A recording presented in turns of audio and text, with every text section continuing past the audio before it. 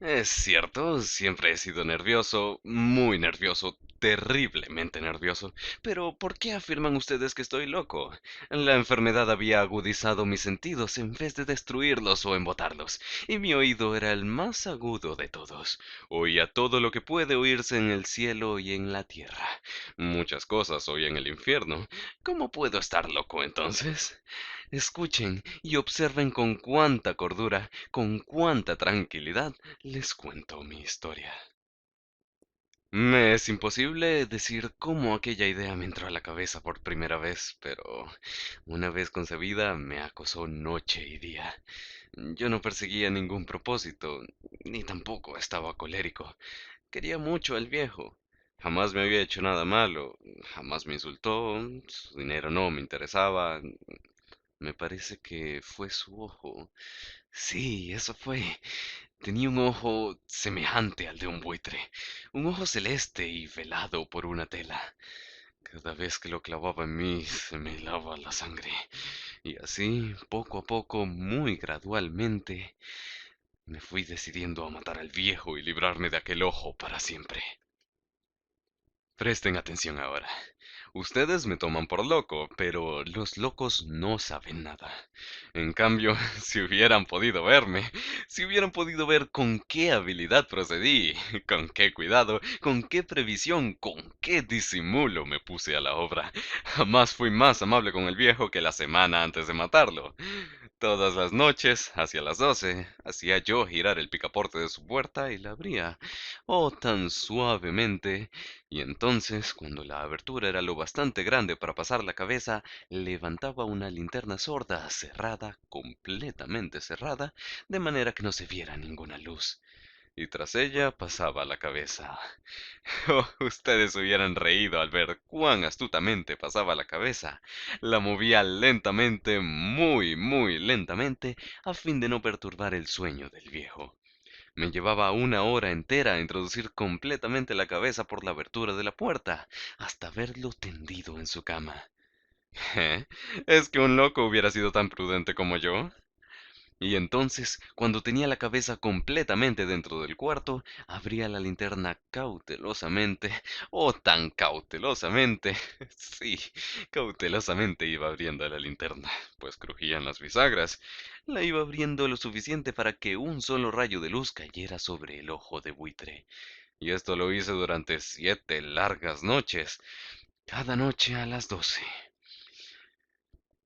Pero siempre encontré el ojo cerrado y por eso me era imposible cumplir mi obra, porque no era el viejo quien me irritaba, sino el mal de ojo. Y por la mañana, apenas iniciado el día, entraba sin miedo en su habitación y le hablaba resueltamente, llamándolo por su nombre con voz cordial y preguntándole cómo había pasado la noche. Ya ven ustedes que tendría que haber sido un viejo muy astuto para sospechar que todas las noches, justamente a las 12, iba yo a mirarlo mientras dormía. Al llegar la octava noche, procedí con mayor cautela que de costumbre al abrir la puerta. El minutero de un reloj se mueve con más rapidez de lo que se movía mi mano.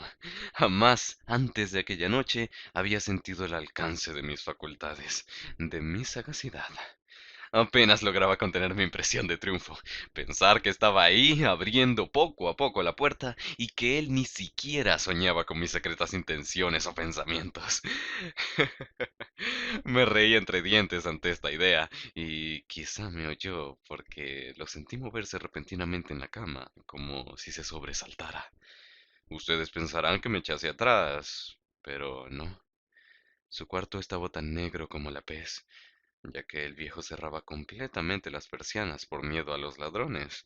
Yo sabía que le era imposible distinguir la abertura de la puerta, y seguí empujando suavemente, suavemente.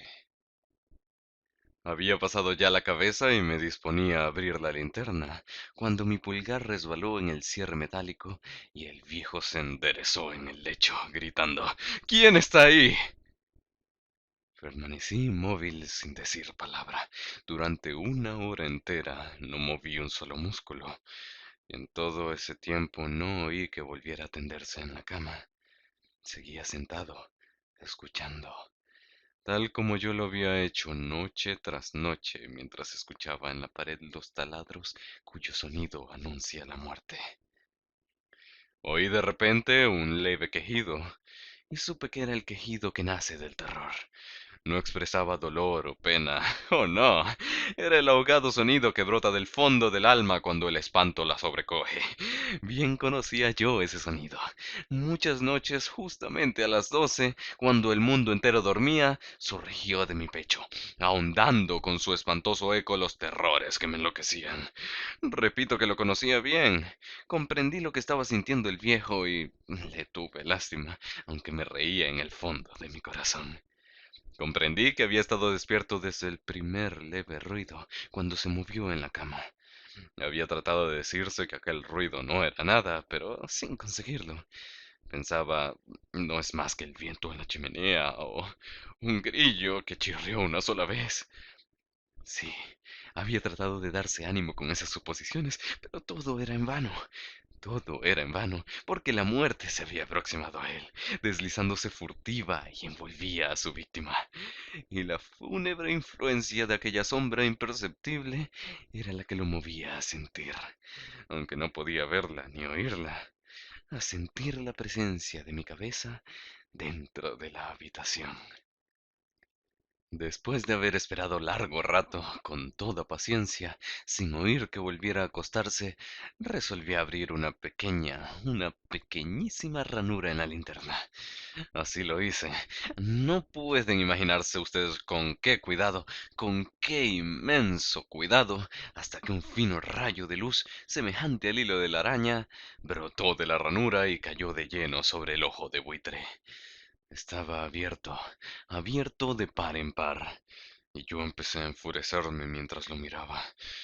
Lo vi con toda claridad, de un azul apagado y con aquella horrible tela que me lava hasta el tuétano, pero no podía ver nada de la cara o del cuerpo del viejo, pues, como movido por un instinto, había orientado el haz de luz exactamente hacia el punto maldito. ¿No les he dicho ya que lo que toman erradamente por locura es solo una excesiva agudeza de los sentidos? En aquel momento llegó a mis oídos un resonar apagado y presuroso, como el que podría ser un reloj envuelto en algodón. Aquel sonido también me era familiar. Era el latir del corazón del viejo. Aumentó aún más mi furia, tal como el redoblar de un tambor estimula el coraje de un soldado. Pero incluso entonces me contuve y seguí callado. Apenas si respiraba. Sostenía la linterna de modo que no se moviera, tratando de mantener con toda firmeza posible el haz de luz sobre el ojo. Entretanto, el infernal latir del corazón iba en aumento. Se hacía cada vez más rápido, cada vez más fuerte, momento a momento. El espanto del viejo tenía que ser terrible. Cada vez más fuerte, más fuerte. ¿Me siguen ustedes con atención? Les he dicho que soy nervioso. Sí, lo soy. Y ahora, a medianoche, en el terrible silencio de aquella antigua casa, un resonar tan extraño como aquel me llenó de un horror incontrolable. Sin embargo, me contuve todavía algunos minutos y permanecí inmóvil. Pero el latido crecía cada vez más fuerte, más fuerte. Me pareció que aquel corazón iba a estallar, y una nueva ansiedad se apoderó de mí. Algún vecino podía escuchar aquel sonido. La hora del viejo había sonado. Lanzando un alarido, abrí del todo la linterna y me precipité en la habitación. El viejo clamó una vez. Nada más que una vez. Me bastó un segundo para arrojarlo al suelo y echarle encima el pesado colchón.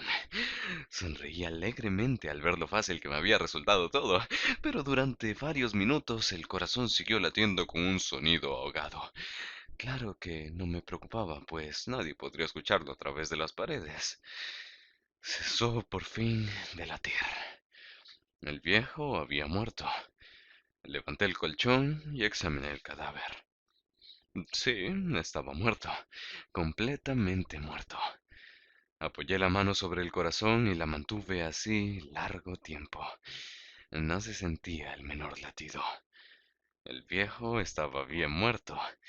Su ojo no volvería a molestarme. Si ustedes continúan tomándome por loco, dejarán de hacerlo cuando les describa las astutas precauciones que adopté para esconder el cadáver. La noche avanzaba mientras yo cumplía mi trabajo con rapidez, pero en silencio. Ante todo, descuarticé el cadáver. Le corté la cabeza, brazos y piernas. Levanté luego 3 planchas del piso de la habitación y escondí los restos en el hueco. Volví a colocar los talones con tanta habilidad que ningún ojo humano, ni siquiera el suyo, hubiera podido advertir la menor diferencia. No había nada que lavar, ninguna mancha, ningún rastro de sangre. Yo era demasiado precavido para eso. Una cubeta había recogido todo. Cuando hube terminado mi tarea eran las 4 de la madrugada, pero seguía tan oscuro como a medianoche. En momentos en que se oían las campanadas de la hora, golpearon a la puerta de la calle. Acudí a abrir con toda tranquilidad, pues, ¿qué podía temer ahora? Hallé a 3 caballeros, que se presentaron muy civilmente como oficiales de policía. Durante la noche un vecino había escuchado un alarido, por lo cual se sospechaba la posibilidad de algún atentado. Al recibir el informe en el puesto de policía, habían comisionado a 3 agentes para registrar el lugar. Sonreí, pues, ¿qué tenía que temer? Di la bienvenida a los oficiales y les expliqué que yo había lanzado aquel grito durante una pesadilla. Les hice saber que el viejo se había ausentado a la campaña. Llevé a los visitantes a recorrer la casa y los invité a que revisaran bien. Finalmente acabé conduciéndolos a la habitación del muerto. Les mostré sus caudales intactos y cómo cada cosa se hallaba en su lugar. En el entusiasmo de mis confidencias, traje sillas a la habitación y pedí a los 3 caballeros que descansaran allí de su fatiga, mientras yo mismo, con la audacia de mi perfecto triunfo, colocaba mi silla en el exacto punto bajo el cual reposaba el cadáver de mi víctima. Los oficiales se sentían satisfechos, mis modales los habían convencido. Por mi parte me hallaba perfectamente cómodo. Sentáronse y hablaron de cosas comunes mientras yo les contestaba con animación. Mas al cabo de un rato empecé a notar que me ponía pálido y deseé que se marcharan. Me dolía la cabeza y creía percibir un zumbido en los oídos, pero los policías continuaban sentados y charlando. El zumbido se hizo más intenso. Seguía resonando y era cada vez más intenso. Hablé en voz muy alta para intentar librarme de la sensación, pero continuaba lo mismo y se iba haciendo cada vez más clara, hasta que al fin me di cuenta de que aquel sonido no se producía dentro de mis oídos. Sin duda debí de ponerme muy pálido, pero seguí hablando con creciente soltura y levantando mucho la voz. Sin embargo, el sonido aumentaba. ¿Y qué podía hacer yo? Era un resonar apagado y presuroso, un sonido como el que podría ser un reloj envuelto en algodón. Yo jadeaba, tratando de recobrar el aliento, y sin embargo, los policías no habían oído nada. Hablé con mayor rapidez, con vehemencia, pero el sonido crecía continuamente. Me puse en pie y discutí sobre insignificancias en voz muy alta y con violentas gesticulaciones, pero el sonido crecía continuamente. ¿Por qué no se iban? Anduve de un lado a otro, a grandes pasos, como si las observaciones de aquellos hombres me enfurecieran. Pero el sonido crecía continuamente. ¡Oh, Dios! ¿Qué podría ser yo? Lancé espumarajos de rabia, maldije, juré.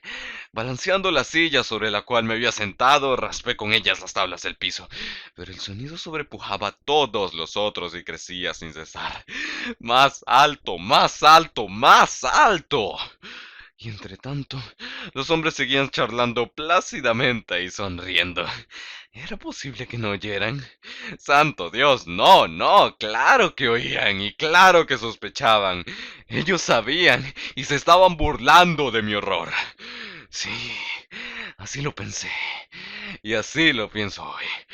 Pero cualquier cosa era preferible a aquella agonía. Cualquier cosa sería más tolerable que aquel escarnio. No podía soportar más tiempo sus sonrisas hipócritas. Sentí que tenía que gritar o morir. Y entonces, otra vez, escuchen, más fuerte, más fuerte, más fuerte, más fuerte. ¡Basta ya de fingir, malvados! Aullé. Confieso que lo maté.